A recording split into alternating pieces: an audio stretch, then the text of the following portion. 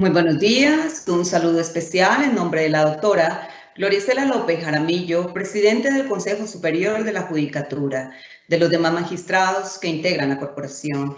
De igual forma, un saludo especial en nombre de la doctora María Lucero Novoa Moreno, directora de la Escuela Judicial Rodrigo Lara Bonilla. Sean todos bienvenidos a esta conferencia virtual denominada Interpretación Judicial, que hace parte del ciclo de capacitación en competencias de los empleados administrativos y judiciales. La interpretación judicial tiene como protagonista al juez y presenta unas particularidades frente a la que se adelanta con cualquier otro agente en la sociedad por referirse a la facultad de decidir con autoridad en un caso específico. Esto es, proponer una solución normativa con carácter obligatorio a través de las distintas providencias que se expiden en el ejercicio de la función. Sabemos que el tránsito del Estado de Derecho con su postulado de la primacía de la ley al Estado constitucional con la valoración de la Constitución reconoce la excepcional importancia de la función jurisdiccional que tienen los jueces y actualmente hemos sabido por las circunstancias en que estamos pasando que deben ser los garantes de la ley, ante la ley y con justicia.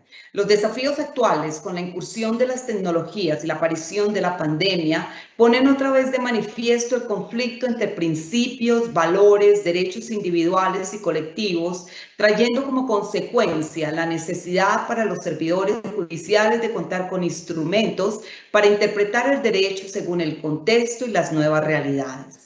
La conferencia del día de hoy tiene como propósito abordar el tema de la interpretación en la práctica judicial actual, como modelo o concepción del derecho que condiciona la manera de interpretarlo. En esta oportunidad tenemos el gusto de contar de nuevo con el doctor Eduardo Lugo Barros, abogado especialista en Derecho Administrativo, Gestión de Entidades Territoriales y Contratación Estatal. Ha sido jefe de la Oficina Jurídica del Fondo de Vivienda de Interés Social de Río Hacha, secretario general de la Corporación Autónoma Regional de La Guajira, juez del Tribunal Administrativo de La Guajira, juez primero administrativo de Río Hacha, magistrado del Tribunal Administrativo del Caquetá y actualmente se desempeña como magistrado del Tribunal Administrativo del Valle del Cauca. Doctor Eduardo Lugo, es un gusto tenerlo de nuevo con nosotros. Bienvenido, tiene el uso de la palabra. Muchas gracias, doctora María Lucero Novoa, directora de la Escuela Judicial. Un saludo extensivo a la doctora Gloria Estela López Jaramillo, presidente del Consejo Superior de la Judicatura, y a todos los servidores y servidoras judiciales y demás personas que se han conectado a esta conferencia virtual. Les saludo desde la ciudad de Santiago de Cali. Voy a compartir con ustedes la presentación de esta conferencia que espero que sea beneficioso para todos ustedes. Muy bien. Entonces, nuestro tema de hoy es un tema muy interesante, muy atinado respecto a las funciones que tenemos como servidores judiciales. El tema de la interpretación judicial es un tema que en principio se distingue de lo que es una interpretación jurídica en general. Por eso, para iniciar nuestra presentación, nuestra conferencia, vamos a detenernos en algunas de las acepciones que tienen el concepto de interpretar o de interpretación jurídica. Por ejemplo, el diccionario de la Real Academia nos dice que interpretar es explicar o declarar el sentido de una cosa, y principalmente los textos faltos de claridad. A su vez, el profesor Blanco Zúñiga, en su obra de interpretación jurídica, de interpretación legal y constitucional, señala que la interpretación jurídica es definir el sentido y alcance de las normas jurídicas, debiéndose precisar, entre otras, los sujetos destinatarios de la norma, el ámbito de aplicación, la vigencia en el tiempo y la relación obligada con el resto del ordenamiento. El profesor Martínez Zorrilla, en su obra de metodología jurídica, nos señala que existen dos elementos en la interpretación desde una perspectiva normativista, es decir, desde una de las vertientes de la llamada escuela positiva, Nos habla primero de un enunciado interpretado, que es la expresión lingüística que es objeto de la interpretación, y como segundo elemento el enunciado interpretativo, que es la expresión del significado de ese enunciado. Estos dos elementos nos permiten, digamos, diferenciar, por un lado, lo que se denomina disposición normativa, es decir, lo que dicta el legislador y la autoridad jurídica, y por el otro, los significados atribuidos a esta por parte de los intérpretes y que se ha considerado por parte de la doctrina como la norma en un sentido estricto. La interpretación judicial es conocida también en la doctrina como la interpretación operativa, en la medida de que es realizada por aquel que tiene la facultad, en este caso el juez, el poder de ofrecer una decisión con autoridad para un caso específico, esto es, produce una solución de carácter normativo en un caso en concreto. Entonces, la interpretación judicial se puede entender por un lado como una actividad y por el otro lado como un resultado. Se entiende como actividad en el sentido de afirmar que con el término se podría afirmar, perdón, con el término de interpretación a la actividad del juez y con el fallo o la decisión judicial el producto de esa actividad. Eso haciendo un deslinde también respecto a esos dos momentos específicos de actividad y resultado. Ahora, la interpretación judicial tiene unas características que las distinguen de cualquier otro tipo de interpretación. Si nosotros vamos, por ejemplo, al Código Civil, encontramos que se habla de la interpretación que hacen los abogados, los doctrinantes para sus casos, para sus propios intereses. Está la interpretación doctrinal para el avance del derecho, para la profundización de alguna temática, pero la interpretación judicial tiene ciertos caracteres que la hacen que sea diferente a ese tipo de interpretación. Aquí, en lo que sigue en adelante, voy a hacer referencia a algunas apreciaciones que hace el maestro Uprimi en el módulo de interpretación jurídica que adelantó y desarrolló la Escuela Judicial Rodrigo Lara Bonilla. Para él, las diferencias con la interpretación no judicial es, primero, la vocación práctica de la interpretación judicial. Segundo, el carácter institucionalizado del derecho. Y como tercer aspecto, la corrección material de la interpretación judicial. ¿Qué se entiende por la vocación práctica de la interpretación judicial y cuáles son, digamos, sus efectos? Uno, que la interpretación del juez afecta de manera sustancial un caso en concreto y específicamente los derechos y los intereses protegidos de los individuos. Tiene unas consecuencias directas e inmediatas la interpretación del juez en esa situación, de tal manera que hay una relación que se llama incuestionable entre la interpretación y el caso. A su vez, la interpretación judicial, que me parece que estos son los puntos claves, se caracteriza por la autoridad, la persuasión y la fuerza que le imprime el hecho de estar contenida en una sentencia que pone fin a una instancia o definitivamente al caso. El carácter institucionalizado del derecho. Estamos hablando aquí, en este caso, de que existe una organización, una administración de justicia, unas normas que desde la perspectiva de Eberhard se consideran como reglas de adjudicación, donde se establece por el mismo ordenamiento jurídico quiénes tienen, digamos, la competencia y el poder para poder ejercer este tipo de actividad revestida de autoridad. Las reglas de adjudicación también definen el procedimiento que debe seguirse para cada una de esas fases previas a la decisión que va a estar contenida en una providencia o en una sentencia.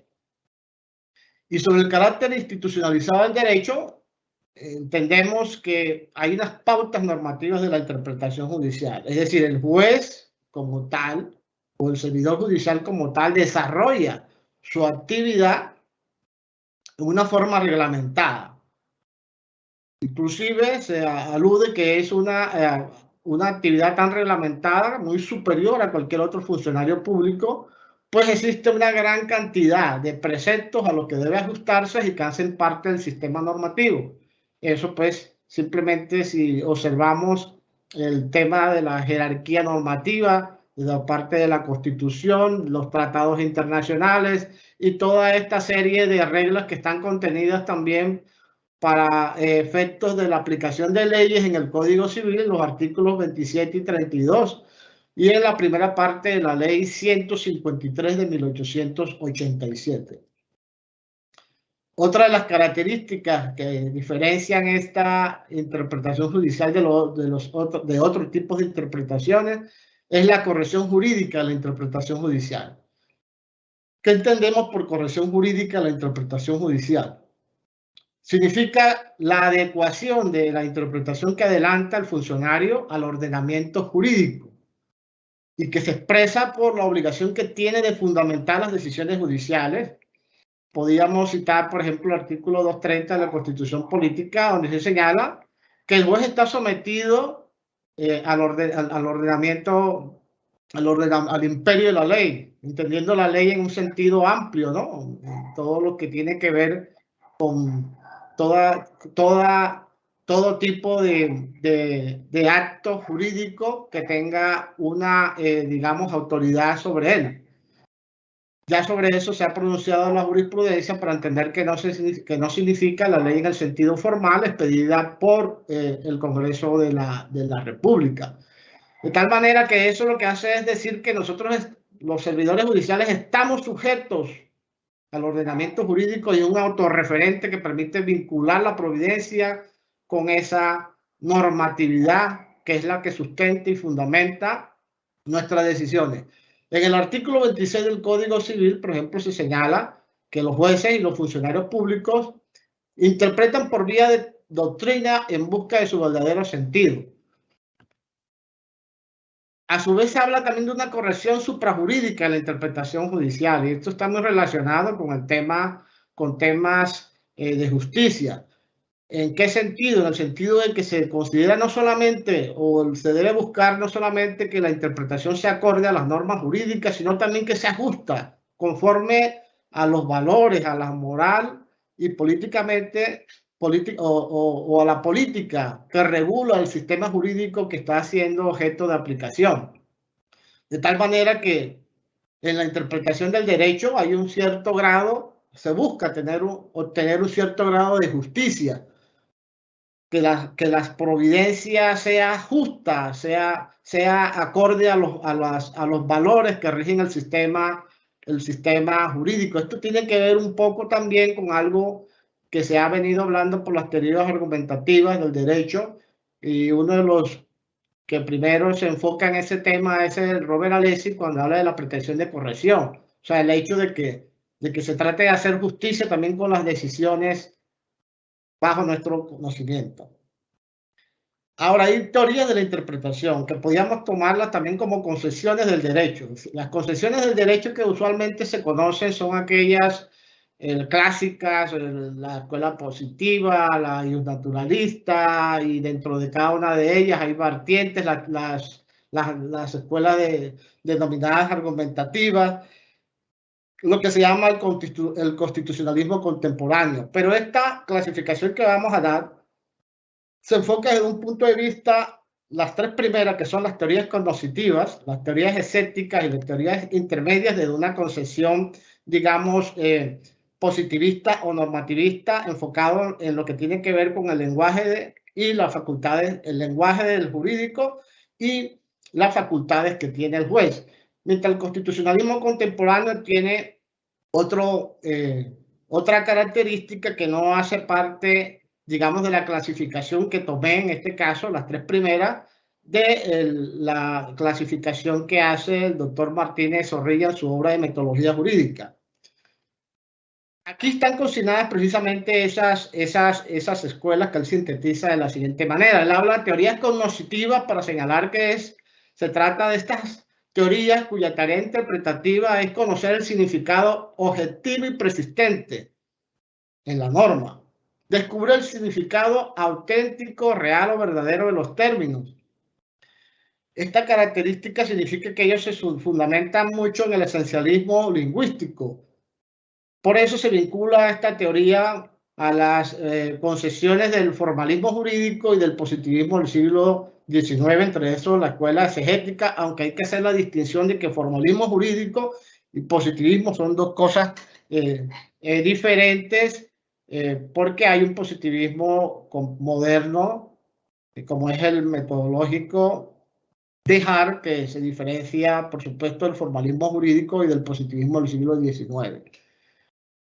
Las tesis principales de esta teoría son, es que el sistema jurídico es completo y carece completamente de lagunas, que el sistema jurídico es consistente y carece completo de antinomias o contradicciones normativas, que el derecho siempre ofrece una respuesta correcta para cada caso, que los jueces se limitan, en todo caso, a aplicar la respuesta que el derecho establece para el caso. Aquí se habla de la aplicación automática del juez. Esta era la tesis que surge posteriormente a la Revolución Francesa, cuando se establece el imperio de la ley y la soberanía de la ley, donde se hablaba de que los jueces eran un instrumento de la palabra de la ley, carecen completamente de discrecionalidad. Las teorías escépticas son aquellas donde al intérprete no le corresponde descubrir el significado o un objetivo verdadero que se supone que es el que estableció el legislador, sino que se trata de una libre asignación o atribución del significado. Aquí la discrecionalidad de los jueces es absoluta. No se alude a interpretaciones correctas o incorrectas. Se habla de interpretaciones de consenso, es decir, se habla de elegir una interpretación de las muchas que existen y la que se va a aplicar es aquella que tiene mayor éxito, es decir, la que ha sido aceptada y adoptada por el mayor número de juristas o por la comunidad en general. No existen parámetros para determinar un nivel de corrección de la interpretación y esta suele relacionarse con el realismo jurídico, que hay dos vertientes, la norteamericana y la europea. Las tesis que hablan sobre esta tesis son que el derecho está radicalmente indeterminado y nunca ofrece una respuesta correcta y predeterminada a los casos. No solamente porque existen defectos del sistema, sino porque existe una indeterminación en el lenguaje. La legislación tiene un papel secundario. Lo importante aquí, el auténtico derecho, lo primordial y central del sistema jurídico son las decisiones judiciales. Por eso se habla de que los jueces gozan de una discrecionalidad absoluta. La legislación nunca predetermina la decisión y los aplicadores tienen una total libertad para dictar sus sentencias que respondan primordialmente a consideraciones políticas, religiosas, morales, ideológicas, no solamente jurídicas. Se presupone la jurídica, pero pueden también incluirse estas consideraciones. Esto también hay que señalar, pues, que el realismo está en un entorno, sobre todo el realismo norteamericano, donde el precedente es lo relevante y por eso se habla de ese papel secundario de la ley. Las teorías intermedias se basan en posiciones convencionalistas. Cuando se habla de convencionalismo quiere decir que todo lo que tiene que ver con el lenguaje es atribuido por un grupo o por una comunidad jurídica.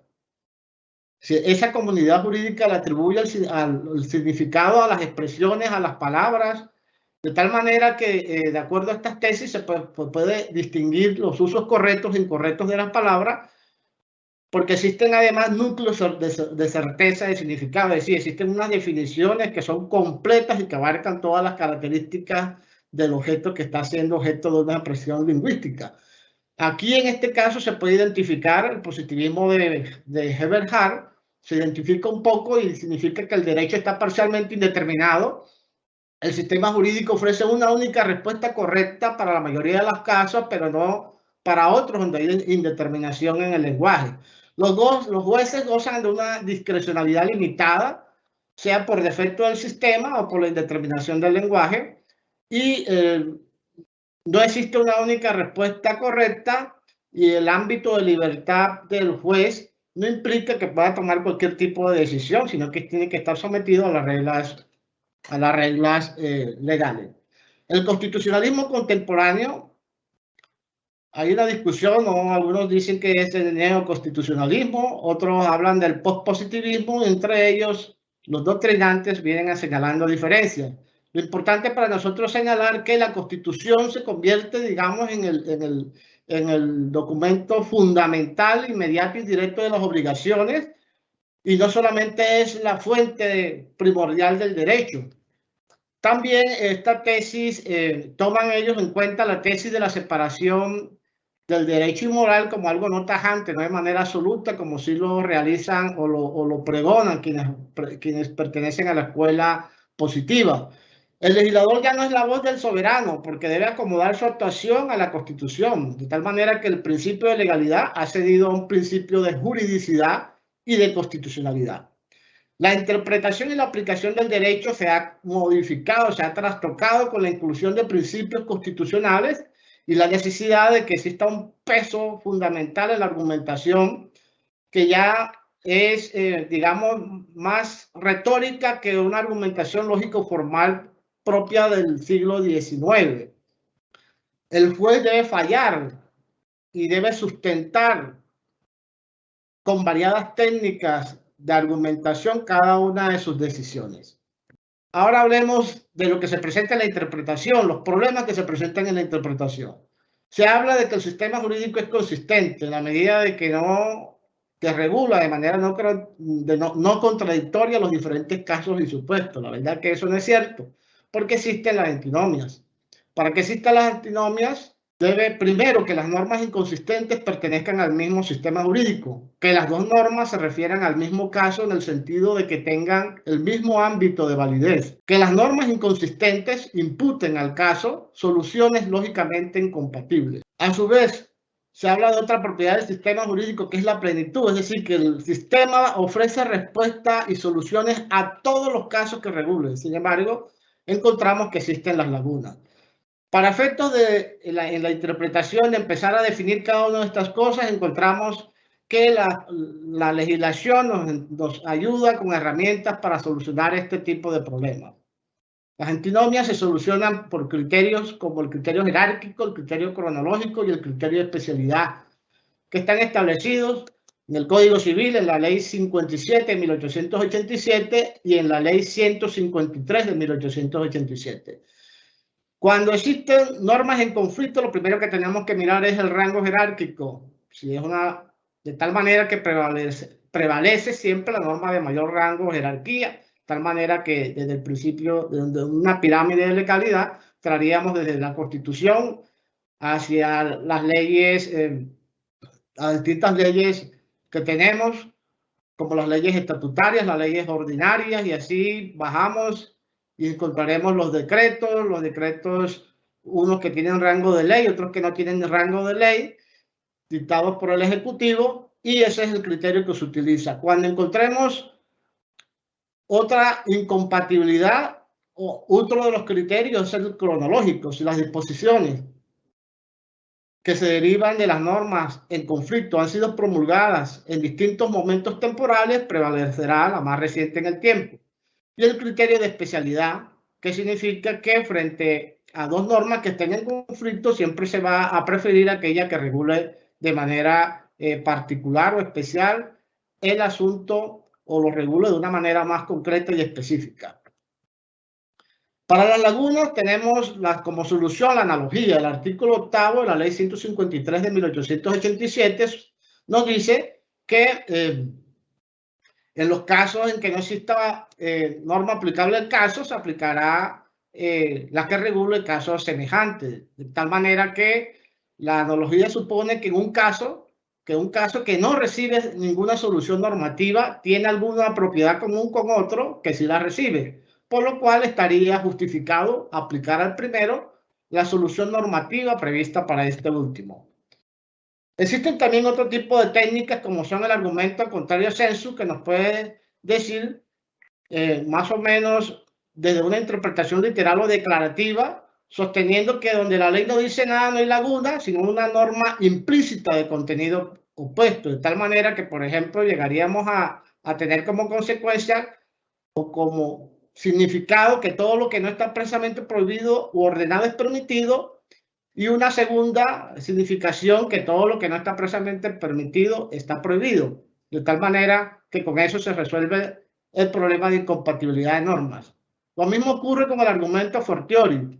El argumento a fortiori aduce que los motivos que se hayan inspirado o que hayan inspirado determinada disposición legal se deben dar de manera más evidente que en la hipótesis del legislador en aquella otra que el legislador no previó.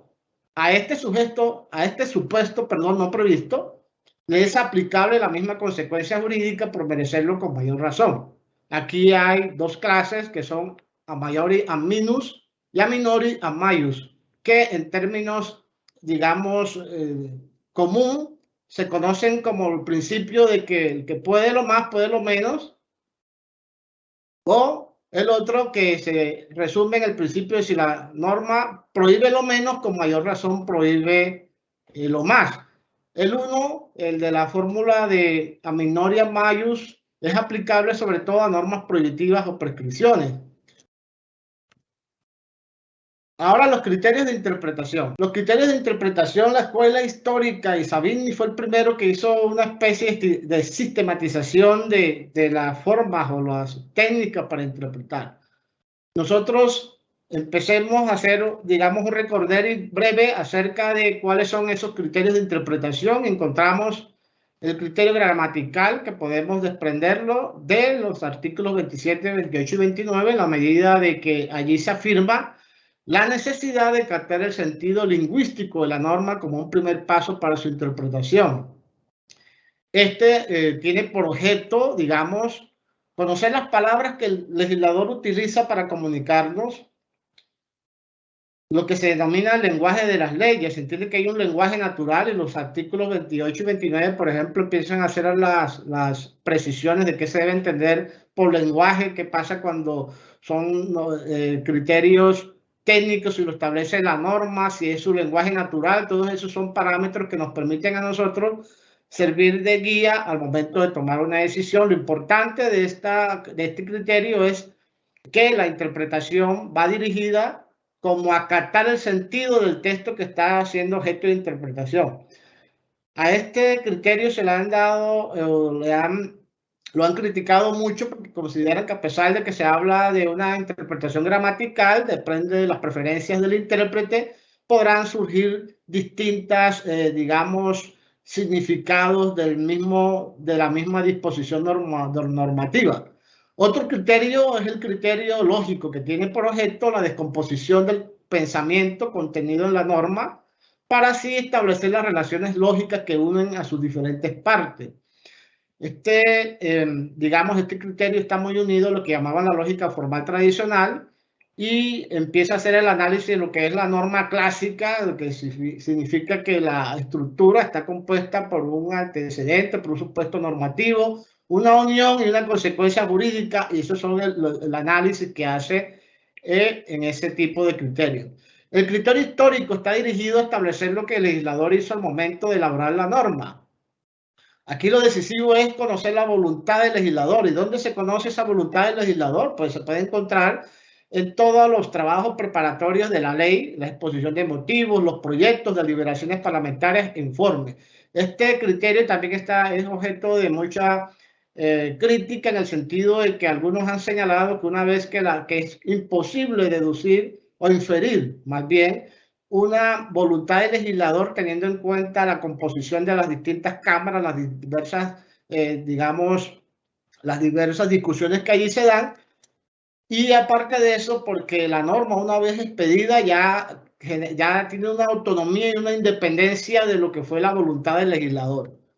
El criterio de interpretación sistemático de contexto, que está establecido en el artículo 30 del Código Civil, significa que la norma debe interpretarse en conjunto con el sistema jurídico, teniendo en cuenta que pertenece a un sistema, a un orden que constituye una unidad y que por lo tanto debe ser, digamos, ponderada para su interpretación con ese sistema jurídico, sea la misma ley en donde está consignada, o sea también, digamos, el sistema jurídico en general, el ordenamiento jurídico comprendido de la Constitución hacia abajo. De tal manera que aquí lo que se busca es que no hay una interpretación aislada, sino que existe una conexión y una relación con otras disposiciones El criterio teleológico consiste en atender el espíritu y la finalidad de la ley a la hora de determinar el significado de sus disposiciones. En este caso, y se diferencia del histórico en eso, la finalidad, la finalidad que se busca es una finalidad objetiva, es decir, el propósito de la norma, la razón de ser de la norma, no la del legislador, que son dos cosas diferentes y esa es la parte esencial relacionada con el tema de la diferencia con el histórico.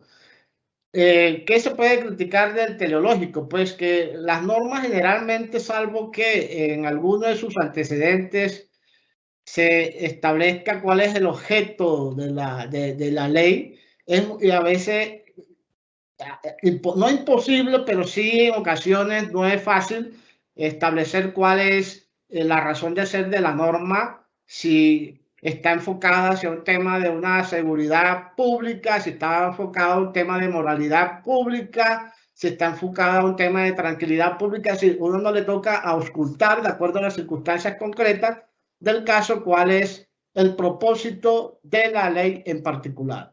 Hay otro criterio que es el criterio de interpretación consecuencialista, que se puede analizar desde dos puntos de vista.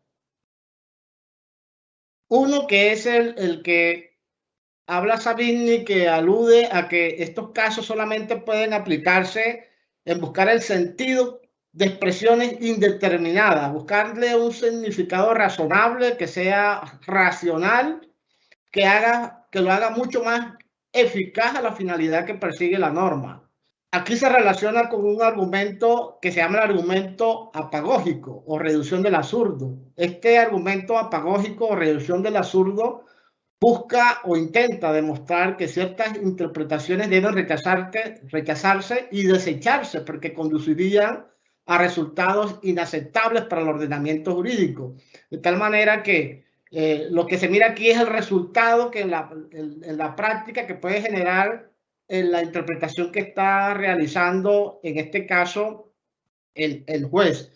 McCormick también hace un análisis sobre este tema de las consecuencias y señala que debe siempre el juez tener en cuenta que pertenece a un mundo jurídico, a un sistema jurídico, y que cada decisión debe acompasarse precisamente en no hacer, digamos, un menoscabo a esos principios que hacen parte del ordenamiento jurídico. El precedente, nosotros hemos venido, como criterio de interpretación, hemos venido adaptando ya hoy con una mayor, digamos, consolidación y estabilidad el tema del precedente, que era una figura propia del common law, y que algunos denominan como derecho jurisprudencial. Nuestra tradición jurídica era europeo continental, del civil law, y por tanto generalmente la voluntad o la importancia de la ley superaba cualquier decisión por parte de los jueces.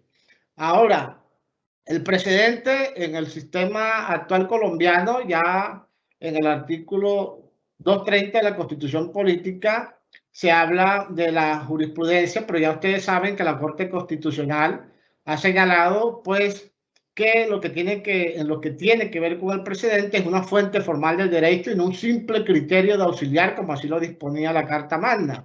De tal manera que el intérprete debe guiarse por las afirmaciones que se hagan en ciertas providencias, pero sobre todo en lo que tiene que ver con la ratio decidendi, con las razones o principios que fundamentan las decisiones que se toman en la jurisdicción en general.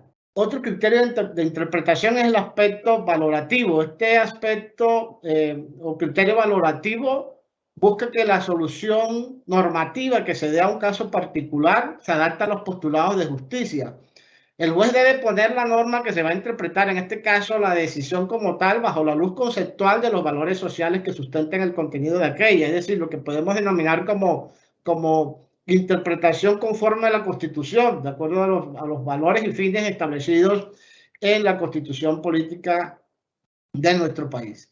Y el otro criterio de interpretación que se utiliza también es la ponderación de intereses, que es la, digamos, hija de la denominada jurisprudencia de intereses, en el sentido de que se mira los conflictos como conflictos de intereses entre las partes en litigio y que cada una de ellas merece una protección de esos intereses, de tal forma que cuando se observa así, se debe tener en cuenta entonces para resolver las situaciones o casos puestos en conocimientos, se debe adoptar un proceso ponderativo para tratar de dar una solución al caso concreto, Este caso de la ponderación, pues ya lo hemos reconocido específicamente cuando existen colisión de principios o colisión o conflictos de derechos fundamentales.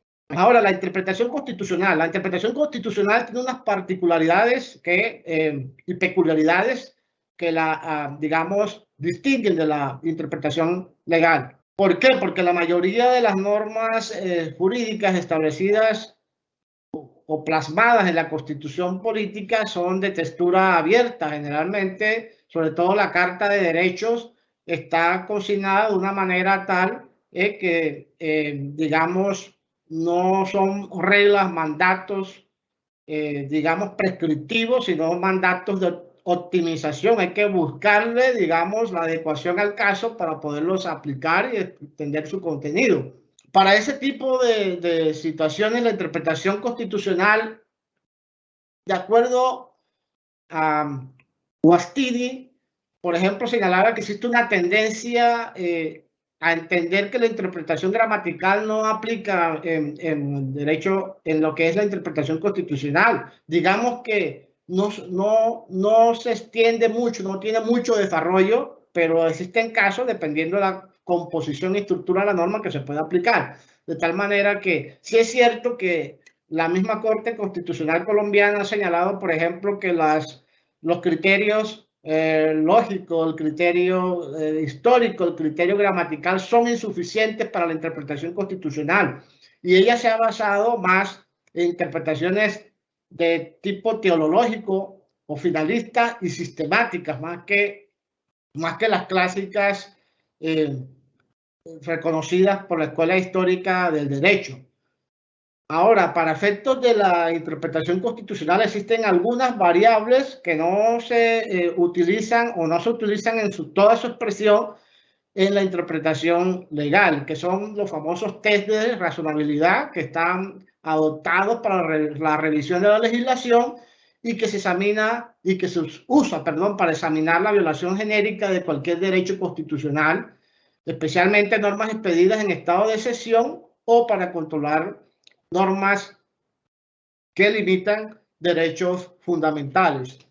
El test de la igualdad, que está enfocado, es un test de razonabilidad también, pero está para efectos de mirar y controlar las violaciones del derecho a la igualdad, y lo que llamamos la ponderación concreta, que es el balanceo de los derechos, que algunos denominaban, ya está en desuso, la armonización concreta, que es el principio de proporcionalidad. En el caso concreto, la famosa tesis de la ponderación reconocida o, digamos, extendida por Robert Alessi, y que nosotros en el sistema colombiano tomamos del Tribunal Constitucional alemán. El test de razonabilidad se desarrolla en 3 etapas que intentan determinar lo siguiente: la existencia de un objetivo perseguido a través del establecimiento del trato desigual, la validez de ese objetivo a la luz de la Constitución, y ya desde el punto de vista, el último paso es la razonabilidad del trato desigual, es decir, la relación de proporcionalidad entre ese trato y el fin perseguido. El principio de proporcionalidad.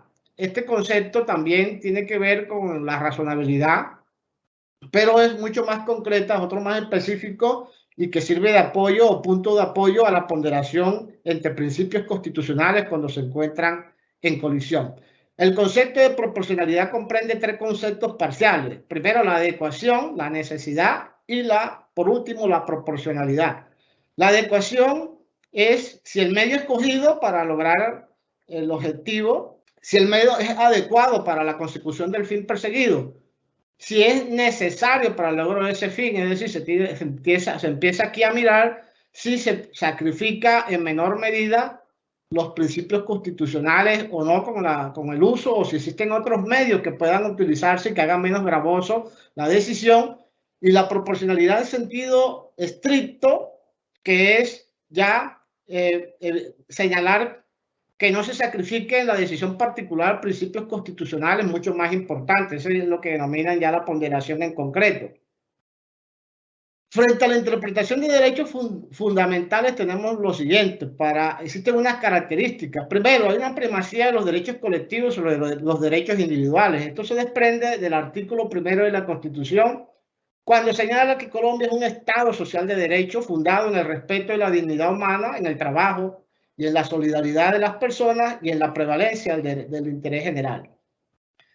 También un elemento clave de la interpretación de derechos fundamentales es el principio pro homine. Este principio informa todo el sistema normativo de derechos humanos y el derecho internacional humanitario. Funciona en dos direcciones, uno como preferencia interpretativa y otro como preferencia de norma. La preferencia interpretativa es que debe ir siempre a favor de la libertad, teniendo en cuenta que nuestro sistema es un sistema heredero del triunfo del liberalismo político, pues siempre debe entenderse el derecho en el sentido más propicio a la libertad. Debe interpretarse en la forma más favorable a ese sentido de la libertad. La preferencia de norma, es decir, al encontrarse en conflicto algún tipo de normas de esta categoría, debe adoptarse la más beneficiosa, la más favorable. En este caso encontramos en materia laboral, por ejemplo, todo esto, el indubio pro operario. Encontramos en materia penal la aplicación de la ley posterior, así sea, mientras sea favorable frente a la ley, frente a la ley perjudicial, y de tal manera que encontramos a lo largo de la Carta Magna una serie de normas y de preceptos que nos permiten aplicar este principio homine.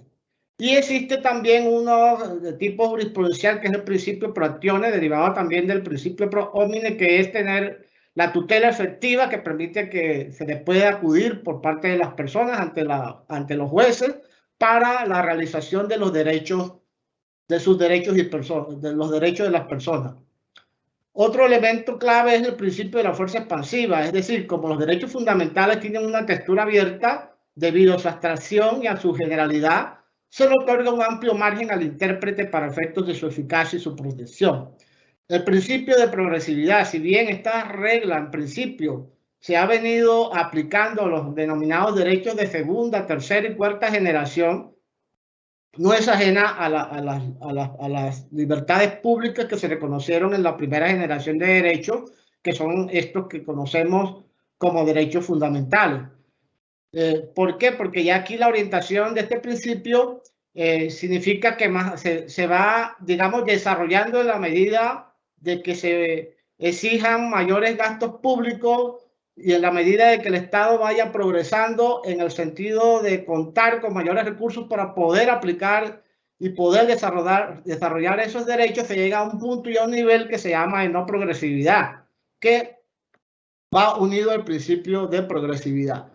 Otro punto importante de la interpretación es que se debe hacer conforme a los tratados internacionales sobre derechos humanos, así lo establece el artículo 93 de la Constitución Política, en la medida que dice que la Constitución señala la prevalencia de los tratados internacionales que reconocen derechos humanos y además consigna que los derechos y deberes consagrados en la Carta se interpretarán de conformidad con los tratados internacionales sobre derechos humanos ratificados por Colombia. Y el punto final es que para este tipo de conflictos y de colisiones relacionadas con derechos fundamentales, el principio por antonomasia, por excelencia, para definirlo, es el criterio de la ponderación. Culmino con las siguientes apreciaciones. La interpretación en la pandemia ha tenido unas implicaciones de todo género o de todo nivel, que se ven, digamos, reflejados no solamente en la parte jurídica, sino también en lo que es la filosofía política. Nosotros tenemos y venimos, como dije anteriormente, de un sistema demoliberal, el triunfo del liberalismo, el constitucionalismo y precisamente la elevación de una serie de derechos a unas categorías tales que deben ser garantizados por el Estado. En un libro que se llama De las Libertades, de Joan Stuart Mill, precisamente se habla de que no puede haber una intervención o interferencia por parte del poder en el escenario de las libertades de las personas, salvo una de las cosas que allí señala, y es el principio del daño, es decir, el principio de que si con el ejercicio de nuestros derechos podemos causarle un perjuicio a terceras personas, a los demás, entonces en ese caso única y exclusivamente se puede, digamos, restringir los derechos. Esto es lo que ha acontecido y acontece con el tema de lo que ha emergido a raíz de la pandemia del coronavirus COVID-19. ¿Por qué? Porque se han adoptado una serie de medidas bastante gravosas en materia de las libertades públicas, como son, por ejemplo, las libertades económicas, el derecho al trabajo, el derecho a la circulación. Esto atendiendo, pues, las distintas medidas que se adoptaron en aras de evitar el colapso del sistema sanitario de cada uno de los países, lo que hizo que, y ahí vamos al segundo punto, hubiera una reducción y acotamiento del núcleo esencial de los derechos humanos. Es decir, hay una restricción completamente de ese núcleo esencial que está, digamos, condicionado por el contexto de la pandemia, de tal manera que toda esta serie de derechos que están siendo afectados y exigencias que se están planteando por parte de la legislación, digamos, a nivel mundial, por ejemplo, la obligatoriedad de utilizar, digamos, tapabocas, ya se está hablando de los pasaportes sanitarios para poder acceder a ciertos sitios públicos, en el momento que se tuvo que tomar la decisión de mantener una serie de servicios económicos activos mientras otros tuvieron que ser cerrados, es decir, es una distinción entre cuáles son las actividades productivas esenciales y cuáles no. Es decir, todo esto significó una reducción del núcleo esencial de los derechos humanos. Aquí en Colombia hubo la discusión acerca de que si era necesario un estado de excepción por la forma gravosa y amplia en que se estaban, digamos, afectando esos derechos. Sin embargo, eso no se dio y la explicación está en que los estados de excepción, en el caso de la conmoción interior en la Constitución, se exige que se puede adoptar siempre y cuando no existan medios ordinarios para tratar la situación de emergencia. Y en este caso, el Código de Policía Nacional, en el artículo 202, se establecía para los alcaldes y gobernadores una serie de herramientas que les permitían, en caso de epidemias, adoptar decisiones como estas que se adoptaron: toque de queda, aislamiento, cierre de establecimientos, de tal manera que no era necesario decretar un estado de excepción. Lo mismo que se hablaba de la necesidad de que existiera una ley que hiciera, que ordenara esas restricciones, lo cual, repito, ya en el Código Nacional de Policía se establecían unas directrices sobre el caso. Algunos alegaban que era por el hecho de la forma tan profunda como se estaba afectando los derechos fundamentales, que obligaba a que se hiciera ese tipo obligaba a que se dictara una ley de esa categoría. Sin embargo, yo les señalo también que a nivel internacional, los convenios internacionales siempre han señalado que los derechos pueden ser restringidos por, digamos, intereses generales y por el bien común. No solamente la Declaración de los Derechos Humanos, sino que si observamos también la Convención Americana de los Derechos, encontraremos allí en los artículos 29 y sus siguientes, y en muchos de los artículos relacionados con los derechos que allí se consagran, cuáles son los casos en los que se puede restringir ese derecho sin que se entienda que existe una vulneración de los derechos convencionales. Otro punto importante de esta interpretación de pandemia ha sido el apoyo y en la ciencia, es decir, cada una de las decisiones que se han venido adoptando en materia no solamente administrativa, sino en materia judicial, ha tenido como parámetro la investigación científica, los conceptos y los criterios que han sido diseñados por la Organización Mundial de la Salud, relacionados con el aislamiento social o individual, distanciamiento, perdón, social, el tema de los confinamientos, el tema de la circulación, dada la alta tasa de contagio que tenía el virus COVID-19, de tal manera que, como muy pocas veces, el apoyo de la ciencia ha sido trascendental en la toma de las decisiones, porque en cada una de las secuenciales que se han dictado, es decir, de los decretos de aislamiento, de las decisiones específicas en acciones de tutela, ha habido un apoyo mayoritario por parte de la comunidad jurídica a esas recomendaciones que se dieron con ocasión de la investigación científica que se da con el tema del coronavirus COVID-19. De tal manera que ese es uno de los puntos clave. Como punto relevante de saber, teniendo en cuenta que estamos como en una etapa apenas de desarrollo y de indagación realmente de lo que es el virus COVID-19, es necesario, para efectos de la aplicación del derecho, la interpretación del derecho, aplicar lo que se llama la doctrina Daubert, que fueron una serie de sentencias que se dictaron de manera sucesiva en Estados Unidos relacionados con la aplicación de la ciencia en los procesos. Entonces, por ejemplo, que en los procesos, que la investigación sea fiable, que haya sido publicada, que haya sido aceptada por la comunidad jurídica, son elementos clave para no caer de pronto en algunas situaciones donde se han presentado acciones de tutela y acciones de manera colectiva, tratando de implementar algunos tratamientos que hasta ahora la comunidad científica no acepta, por ejemplo, la ivermectina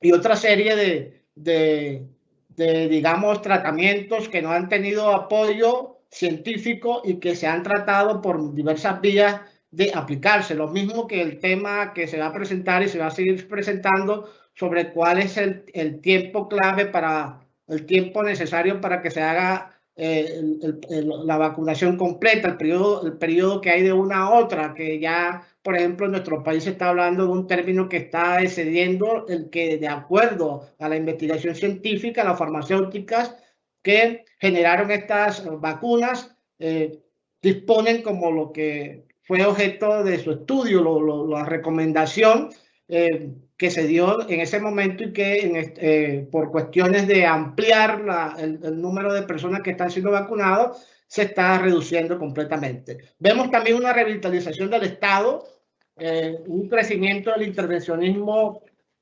y del principio de la solidaridad de parte del Estado, donde estábamos en un sistema neoliberal donde, de acuerdo a las teorías liberales, se busca que el Estado sea lo mínimo, que no tenga mucha injerencia en las actividades de la sociedad, y aquí vemos una revitalización del Estado que es importante.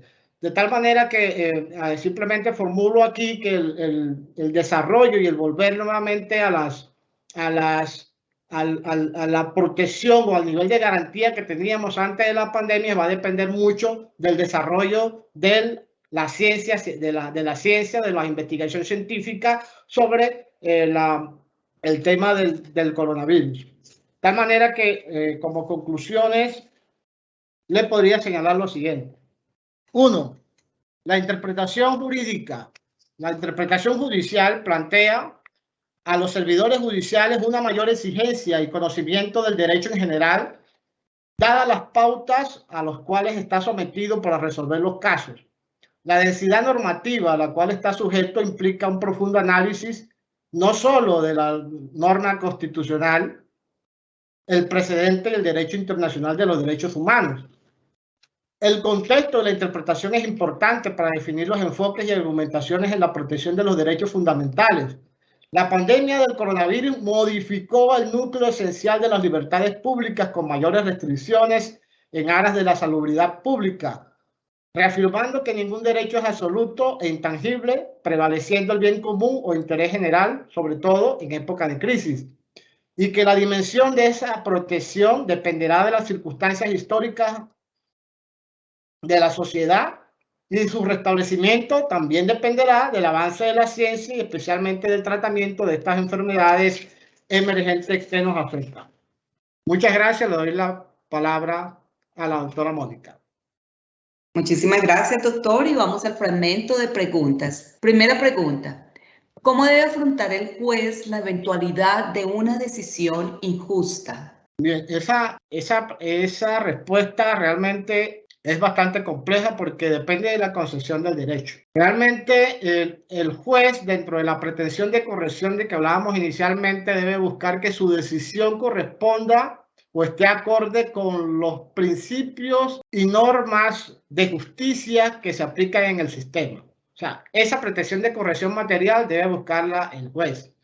Si se utiliza Si luego de observar la ley, que la ley, la respuesta que da es una respuesta insatisfactoria e injusta, el juez tiene la posibilidad de poder, sin llegar a ser un activismo judicial, porque hay que tener mucho cuidado con ese término del activismo judicial, puede, desde el punto de vista de los principios y valores, sin que signifique transgredir algún principio o una norma especial, también del mismo sistema, tomar la decisión con fundamento en eso para hacer la corrección material. No podríamos llegar a la tesis, digamos, que se aplica en una de las vertientes del llamado justnaturalismo, Gustavo Radbruch, la cláusula Radbruch, que habla de que la ley, que en casos extraordinarios, la ley injusta no es una ley no válida, es decir, no pertenece al sistema, no tiene ningún tipo de valor. Tampoco podemos llegar allá, pero sí podemos hacerlo a través de la pretensión de corrección.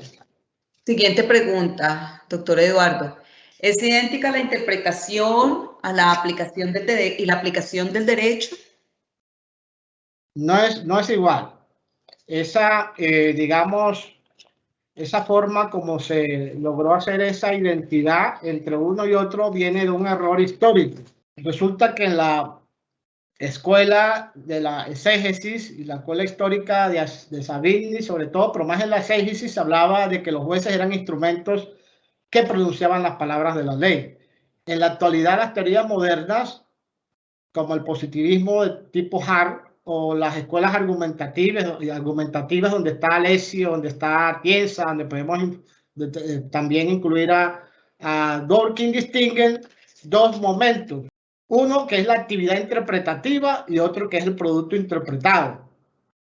De tal manera que la aplicación del derecho se da en lo que nosotros denominamos la interpretación judicial operativa, porque el producto interpretado, que es la decisión como tal, es la que determina la norma con un sentido prescriptivo, de tal forma que hay una cosa que podemos distinguir, y es que cuando se habla de aplicación del derecho no se puede hablar de la doctrina cuando hablamos de ese concepto. Siempre tendremos que hablar de autoridades que tengan facultades para poder dar solución a un caso normativo.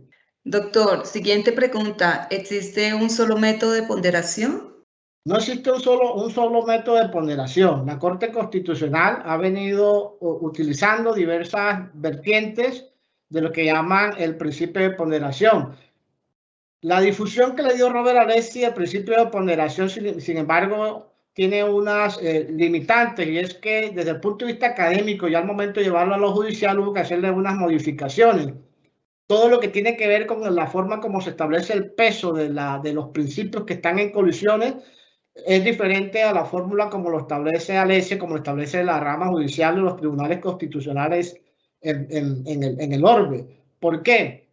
Porque Alessi hablaba de establecer como, para efecto del peso de cada uno de esos principios en colisión, establecer como una numeración, tratar de establecer un valor matemático, lo cual aquí se hace en abstracto porque no es posible hacer ese tipo de ponderación. Aparte de eso, en la academia existen otros tipos de ponderaciones. Existen ponderaciones que se manejan, por ejemplo, de los profesores Moreso y Mendoca, que hablan sobre la ponderación ya observando las propiedades de las decisiones, las características relevantes de las decisiones. Entonces ellos buscan hacer un universo de propiedades de los casos en conflictos y un universo de casos genéricos que se dan en cada uno de esos casos para tener como una especie de listado de sistema donde se encuentren allí de manera clara y diáfana cuáles son las soluciones para cada caso en particular. Lo mismo surge también con el tema de los principios, que todos son ponderables. Sin embargo, porque si no, no tendría sentido el tema, tendríamos que hacer una jerarquía de valores y de principios en la Constitución, y eso no se da. Existen unos modelos para la interpretación, como por ejemplo el Estado Social de Derecho, que sirve de referente, pero no estamos hablando de allí de un derecho, sino no un modelo de Estado que nos permite interpretar. Pero en la doctrina sí existen casos en los cuales algunos, como Ruiz Manero, ha tratado de señalar que sí hay unos principios que son imponderables y coloca allí a la dignidad humana como la primera y preferente. Doctor Eduardo, tenemos aquí unas preguntas también del chat. Permítame esta que le vamos a formular. Doctor, ¿cree usted que la interpretación judicial y constitucional impone una flexibilización de la interpretación estándar ante el COVID-19? Pues no es tanto una interpretación flexible, es que ya existen los parámetros, las guías normativas que nos permiten a nosotros analizar el contexto. Es decir, siempre que vamos a interpretar tenemos que analizar el contexto. Si hacemos un análisis histórico de la forma como se interpreta, inclusive haciendo un análisis de todo este tema que hemos visto, bueno, que no hemos visto ahora, pero simplemente citamos que es las distintas generaciones del derecho, nos indica que en cada etapa histórica hay ciertas preponderancias interpretativas. En las épocas de crisis siempre, en la mayoría de los casos, hay una restricción de los derechos y de las garantías, de tal manera que no se habla de, no creo que se deba hablar de una flexibilidad, simplemente se debe hablar más bien de un cambio en el enfoque concentrado en las circunstancias y en el contexto de lo que estamos viviendo. Un agradecimiento muy especial de nuevo al doctor Eduardo Lugo Barrios por estar presente otra vez con nosotros, doctor, por su clara y ponderada explicación sobre la importancia de la interpretación al momento de tomar una decisión judicial, pues el juez, como bien lo dijo, en el ejercicio de sus funciones no tiene discrecionalidad absoluta y el ordenamiento jurídico le establece los métodos y técnicas interpretativas que permiten conocer la forma y razones concretas a aplicar para solucionar los conflictos y con las pretensiones de corrección. Doctor Eduardo, muchísimas gracias por habernos acompañado de nuevo. Asimismo, a los servidores y servidoras judiciales y a todas las personas que interactúan en el sector justicia que se interesaron en esta conferencia virtual. Muchísimas gracias. Un feliz resto de día para todos.